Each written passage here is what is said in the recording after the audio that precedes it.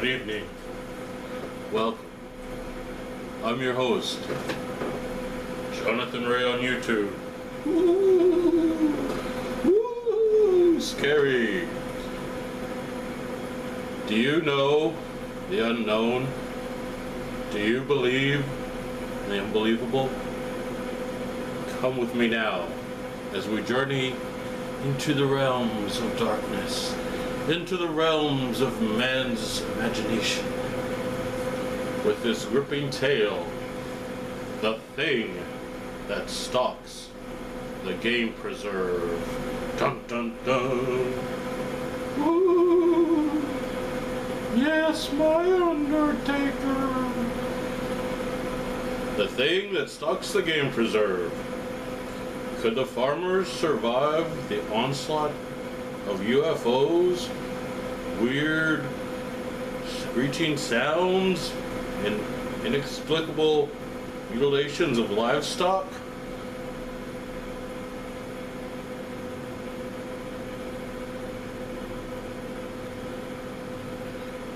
When I headed north from the Twin Cities, I should have enjoyed the drive through the lush, green, gently rolling hills of central Minnesota. Instead, I was troubled, ever annoyed at the thought that once more, despite nearly 3 years of concentrated detective work and several positive solutions, I was again involved in the macabre business of investigating the mutilation of farm animals. I mutilated a farm animal tonight myself. I had some beef and broccoli over at the Chinese buffet. Boom, boom. Thank you. I'll be here all week.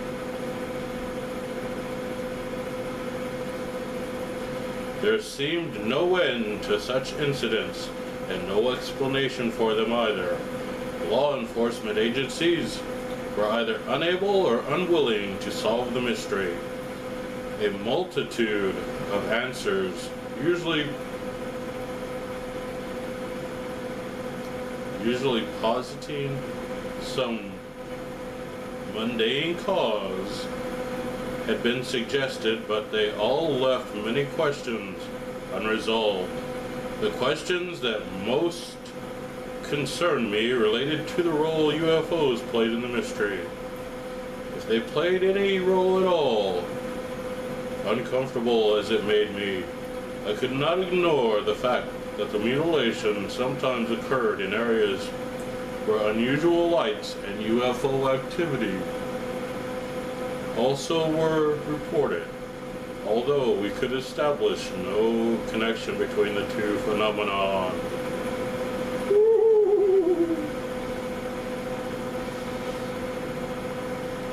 Still, I had to keep an open mind.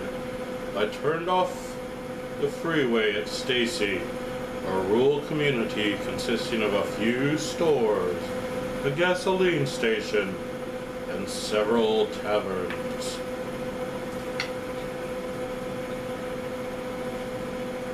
Gasoline station, a few stores, and several taverns. Gotta get your priorities straight there in life.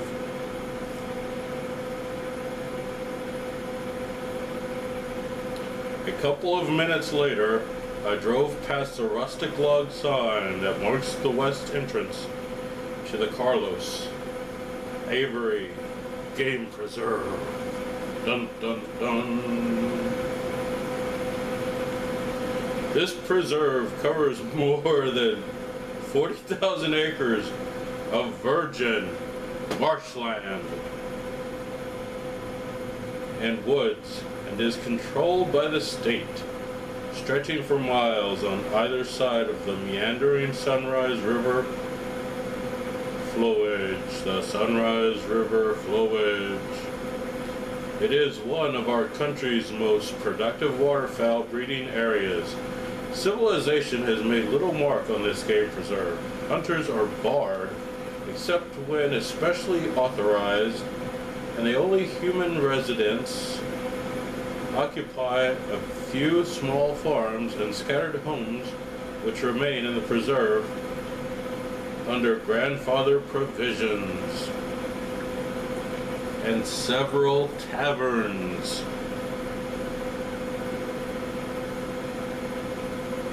The two families I plan to visit are typical of the hardy Minnesotans who seem to enjoy the isolation and inconvenience of life in this northern wilderness.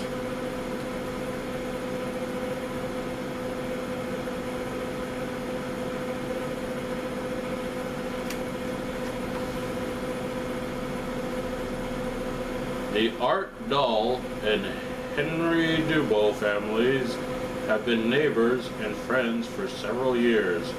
They own small farms on the eastern edge of the game preserve.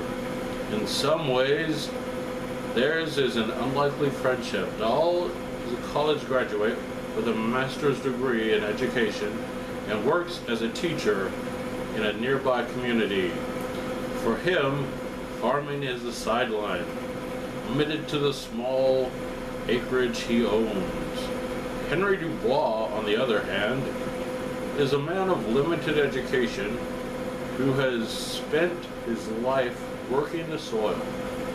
The Dubois family is not large, less than 50 acres. The Dubois farm, not family farm. Well, it's a family farm with several taverns, yes. Dubois farm is not large, less than 50 acres and badly run down, but has been in the family for years, passed down from father to son. Working the farm and other leased land nearby is Henry Dubois' principal means of livelihood. Excuse me. I found Art Dahl and his wife well-read, articulate, and engaging. It was a reserved, unflappable, with a rather stoic attitude, suspicious of several taverns, suspicious of strangers. They keep pretty much to themselves. Besides the four adults, who are all in their mid-30s, both families consist of more kids and dogs than I could count.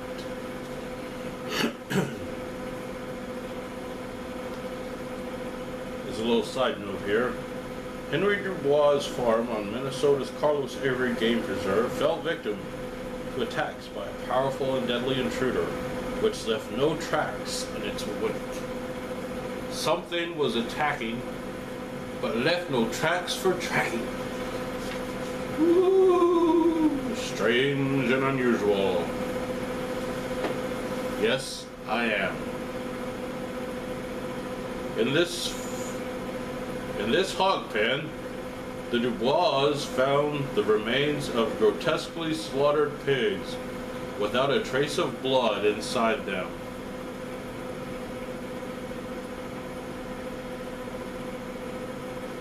Everyone loves bacon. In an effort to detect tracks left by the killer, Henry Dubois plowed and graded a security perimeter around the lot.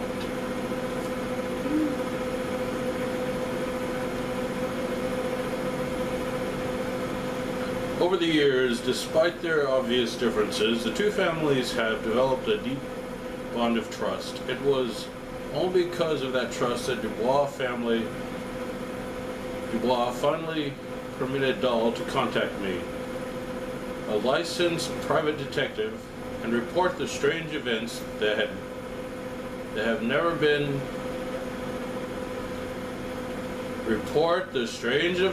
have been plaguing them. Dahl said they became aware of the presence of something extraordinary.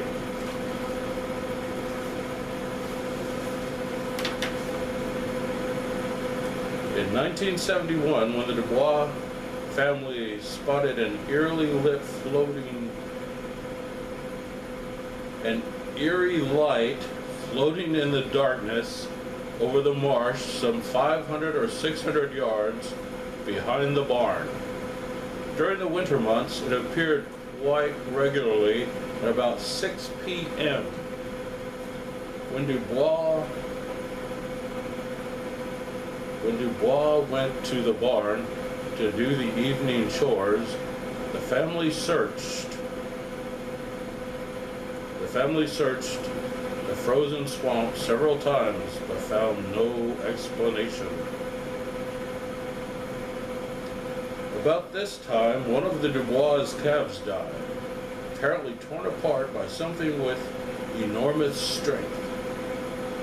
He found the body, what was left of it, dun dun dun, in the feeding pen. Only the head and part of the carcass remained, and even more peculiar, there was no trace of blood in or about the remains of the feed pen. Dubois was upset, but had said nothing to anyone, and as time passed, he put the matter out of his mind. Later, the light over the marsh returned.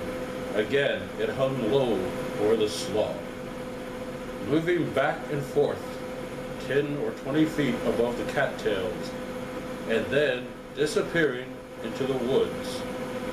Dubois repeatedly searched without success or for tracks in the snow, or, when summer came, for some sign of movement through the almost impenetrable vegetation.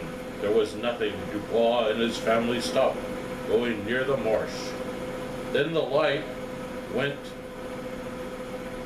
away again, and they thought little more about it. They had more important things to worry about.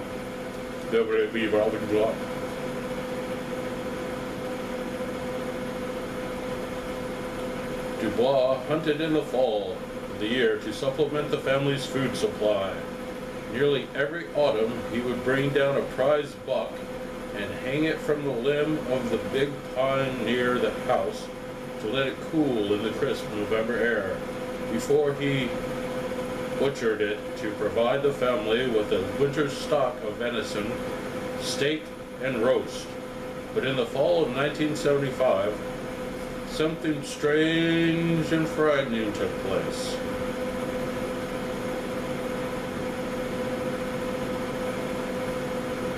Map shows layout of Dubois farm, including location of camper van in which Dubois and Art Dahl sat in wait, hoping to see the elusive nocturnal stalker.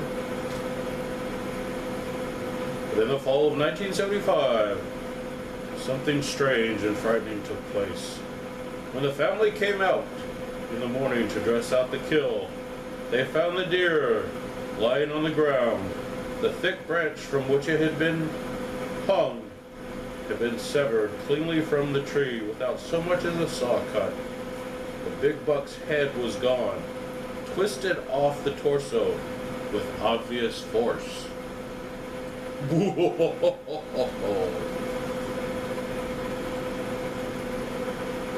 The sight so upset them that it remained vivid in their memories all winter. Only after this incident with the slain deer did Henry Dubois tell his friend Art Dahl about the strange occurrences at his farm. The two speculated of the possible causes, but were puzzled by the absence of tracks or other evidence. Dubois began to keep a loaded rifle near his bed, but things were quiet for many months after that. Then, on June 19th, 1976, the thing, whatever it was, returned.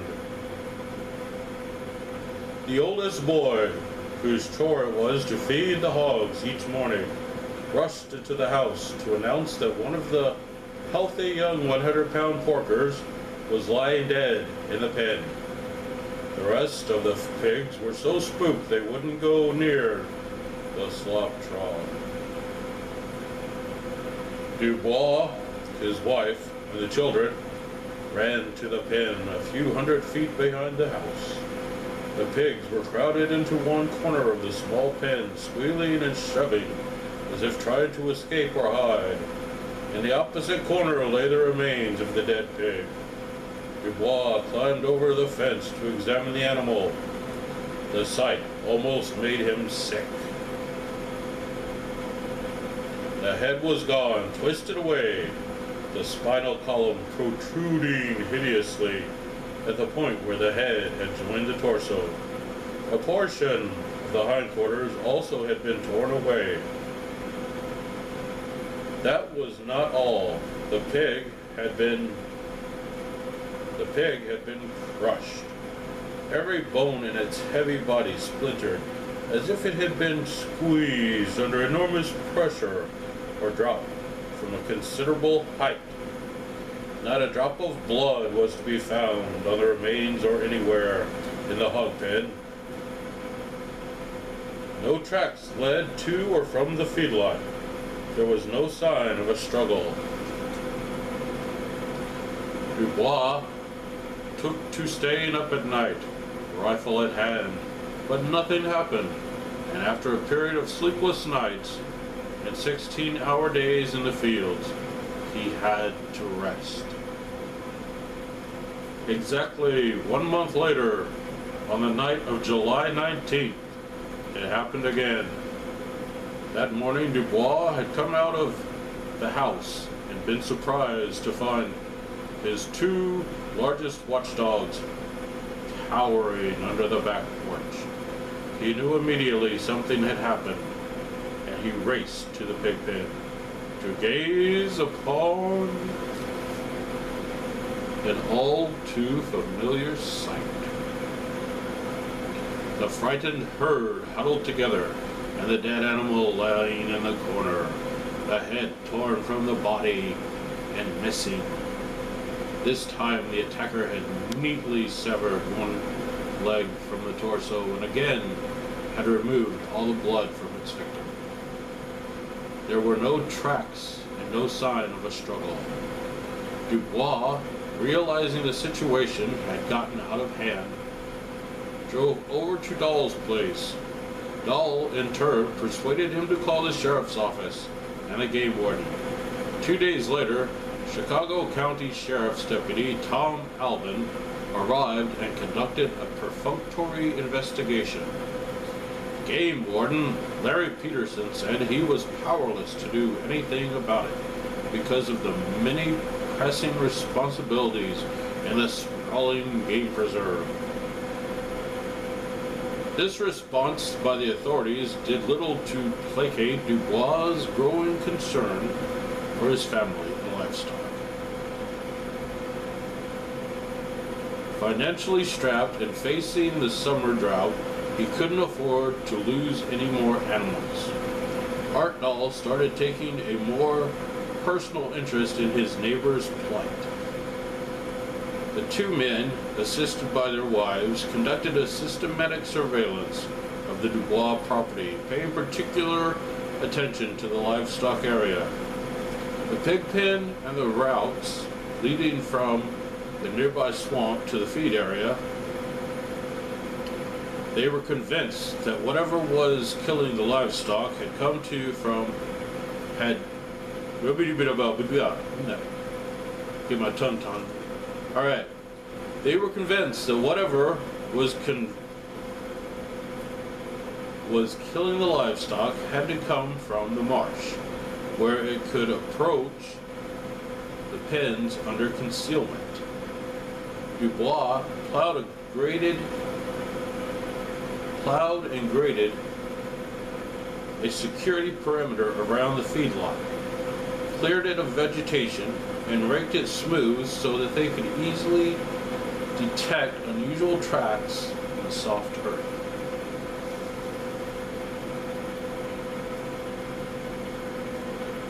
They rigged up floodlights and